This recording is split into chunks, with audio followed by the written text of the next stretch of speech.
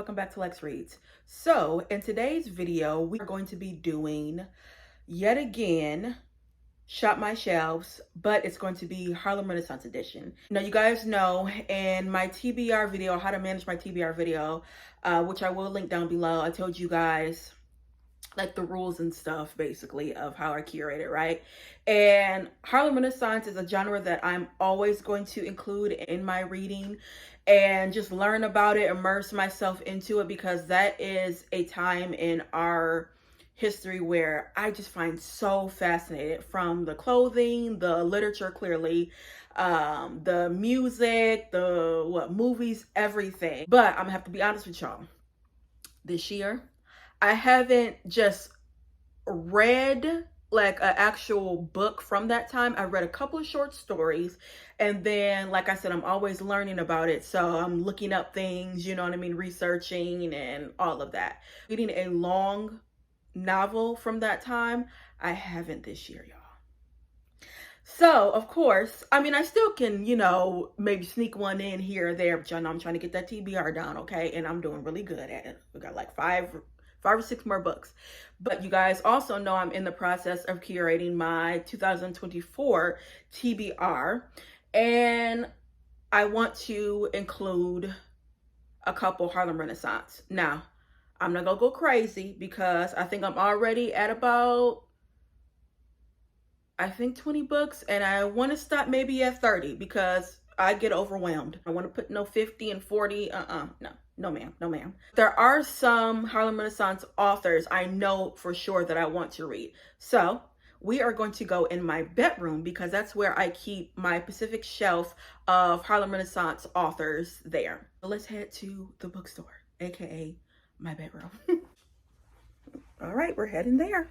Okay guys, so this is where I keep my bookshelf dedicated to all of my Harlem Renaissance authors, or most of my Harlem Renaissance authors, because I do have them in my library. But this is my bedroom. Here's a quick little shot, y'all.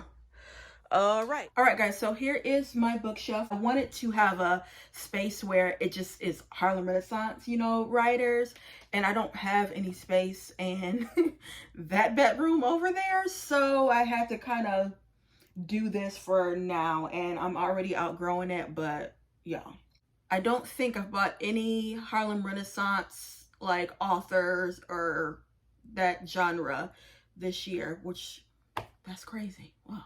So yeah, here's a little shelf. Got this from Walmart. So I do know one author that I want to read during that time, and that is Jessie Redmond Fawcett. Now I've only read this book by her, and she has, so this one, Plum Bun. She has China Berry Tree. Where is the other one? She has There Is Confusion, and then Comedy American Style. Now I was reading this one, oh, I want to say last year, and then stopped because I got distracted. And girl, first of all, what are these tabs? What is these tabs about? Y'all know I don't do these tabs no more. This looks horrible to me because it's not matching. But I think I do want to dive back into this one, and I'll probably start it all over again. So her books are about like wealthy or middle-class Blacks that they are set in Philadelphia, I believe, sometimes New York or Philadelphia. Because she is from Philadelphia, I believe. But this is about a mother who has passed for white, and her daughter, she wants her daughters to have the same like moral compass as she. And one of the girls, they have like friends that are my color, and she like, you know, you can't really deal with them basically. And I know you see how the girls like lives navigate. So a lot of the Harlem Renaissance, the themes are passing, racism, sexuality, and also homosexuality, because you had a lot of authors that were closeted gay, but they would express their lifestyles in their writing. I think you only had one that was openly gay, and his name was Richard Bruce Nugent, and he wrote this book, Gentleman Jigger, which was his only full-length novel. And I read this, I want to say last year, and it was really good. He was an artist, a writer, a dancer, I mean everything. All right. Okay, so I know I do want to read this, and then I know this one's going to be kind of difficult because it looks like it's set in the early 1900s, and I know it deals with like incest. It says adultery, incest, questions of racial identity simmers beneath the surface of suburb life in this novel, set in a small New Jersey town of the early 1900s. Lovely young Florentine is obsessed with her bad blood, inherited from a common law interracial union. Proud and independent, she longs for the responsibilities of a conventional marriage. Florentine's self-confident cousin, Melissa, also aspires to marry up, but a family secret shadows Melissa's dreams and ambitions as she approaches an explosive revelation. Yeah. So I am going to read this eventually, but these two are gravitating towards me. Okay, so we got our Jesse Redmond Fawcett. Also, I need to like do these, reorganize these because, yeah, girl, I just need to organize them. All right, what else do I want to read? Now, I've already read all of Nella Larsen's works because she only wrote 2 novels, and then I have some short stories that I also, read by her, which I got this, which are like 3 or 4 short stories. So yeah, I don't need any, so I don't want to read any of her work. I'm not in the mood to read Zora, which, girl, I've only read 1 Zora Neale Hurston book, which is Their Eyes Are Watching God, and a couple short stories, but I don't want to read Zora right now. What are these? I think I've read all of these.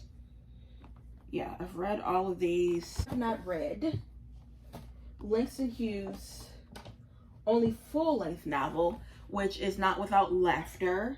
And I know I want to get the, Penguin Classic edition of this. So what I'm going to do, you already know, is probably going to be the one that I highlight and annotate, and then I'll get the Penguin Classic edition just to have, that's like my pretty copy. So we are going to do Not Without Laughter. Like I said, this is his only full-length novel. Now, I have read his collection of short stories. He actually has a good amount collection of short stories, but this one is called The Ways of White Folks, and it is amazing, you guys. Oh my goodness. And it's just like what the name is, y'all. Girl, this book is such ahead of its time. It talks about abortion, it talks about racism, it talks about what else, sexuality, obviously passing. If you guys haven't read this, I would highly suggest you guys read this because it's fantastic and it's very quick. And then I have another author that no one really talks about that I read this by him called Flight. I've talked about this guy. I've talked about this before, and fantastic. Now, this I have, and it's Walter Francis White is the author. Okay, Northern educated physician Kenneth Harper moves back to his hometown in Georgia with a relatively modest goal. He wants to start his own medical practice. He hopes that racial prejudice have relaxed enough to allow room for someone like him. Offers some sense of how little the community has actually changed. Yes, I do want to read this. Okay, so far I got what, 1, 2, 3, 4. I don't think there's anything else that I want to read from here, because again, y'all, I don't want to overwhelm myself. And I think the rest of these books I actually have already read, or no, I haven't. Some of the, yeah, I think the ones down here I have not read, but I'm not in the mood to read those right now. I want to incorporate these always because these two, they're, what do you call it, anthologies. Y'all know how much I love anthologies. And this has, what else?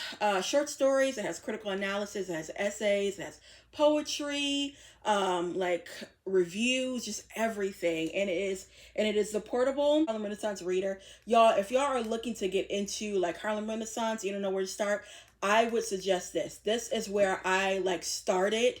when I was getting into that genre, and it was a lifesaver because y'all can see how much I have tabbed it. And this is where I discovered I like Wallace Thurman. And Wallace Thurman, he's known for The Blacker the Berry. My favorite book by him personally is this. I like Blacker the Berry, but Infants of the Spring, amazing, amazing. This is a book during the Harlem Renaissance, about the Harlem Renaissance, and it actually has characters that are based off of real people, like Langston Hughes, Zora Neale Hurston, Nella Larson, who else? I believe like W. Du Bois. I mean, he really did a fantastic job with this book. So yeah. And then this one is The Messenger Reader, which The Messenger actually was a magazine during the Harlem Renaissance where it, did like critical analysis. It did essays and movie reviews and things like that. All right, so those are all the books that I'm going to put on my TBR. Just do a little recap.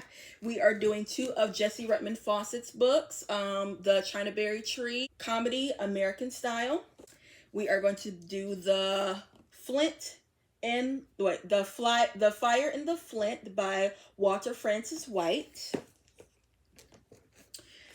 We are going to do Not Without Laughter by Langston Hughes. And then I'm going to incorporate these 2, The Messenger Reader and the Portable Harlem Renaissance Reader. So this is my Harlem Renaissance TBR list for 2024. Like I said, I'm already curating it, and I think officially I am done putting this list together. Yeah, I'm done.